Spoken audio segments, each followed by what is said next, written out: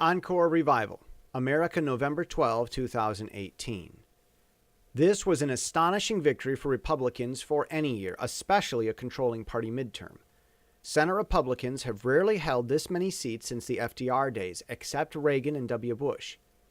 Losses in the House were among the lowest losses for a controlling party midterm.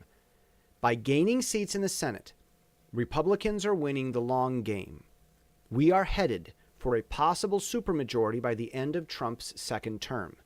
In the next 2 years, House Democrats will have just enough power to be irritating, but not enough to make any difference other than helping Trump get reelected in 2020.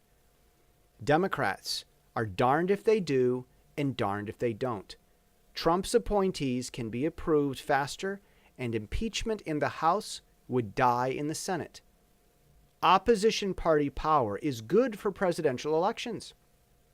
Trump's best course of action would be to deliver the strongest conservative proposals so Democrats can go on record as obstructionists. The best course of action for Democrats would be to talk and vote like Republicans, which has always been historically favorable, proven with the Democratic Rahm Emanuel-led Blue Dog victory in 2006. Results are still being counted. At last count, Democrats gained 30 seats in the House and had control of the House by 7. Most of those states had Democratic Senate and gubernatorial victories. In this victory for Democrats, nothing seems out of the ordinary.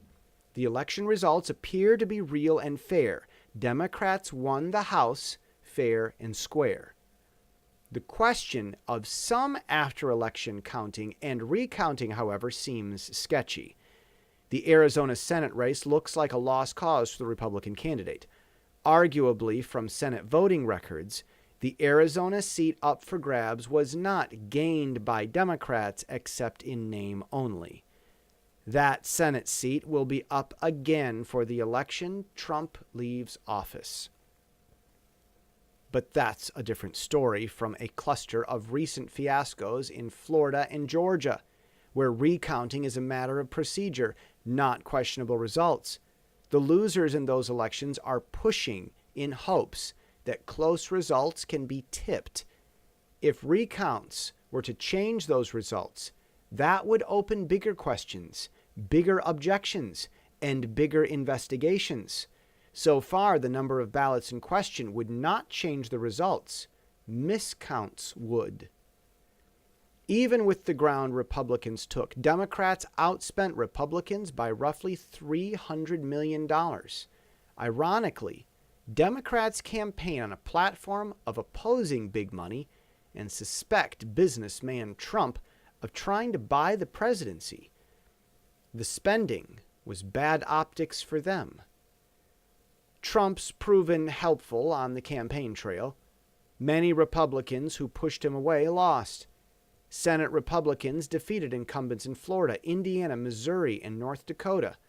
Senate Republicans also held vacant seats in Tennessee and Utah.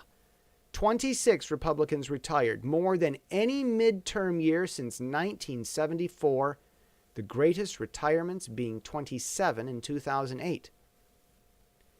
FDR holds the greatest midterm gain and midterm loss since his time as president. After FDR, the greatest midterm loss was Obama's first midterm. The greatest midterm gain in the Senate was Trump, the second greatest being JFK with +3. This was a favorable midterm year for Republicans. But already, you read that right here at Pacific Daily Times before the election.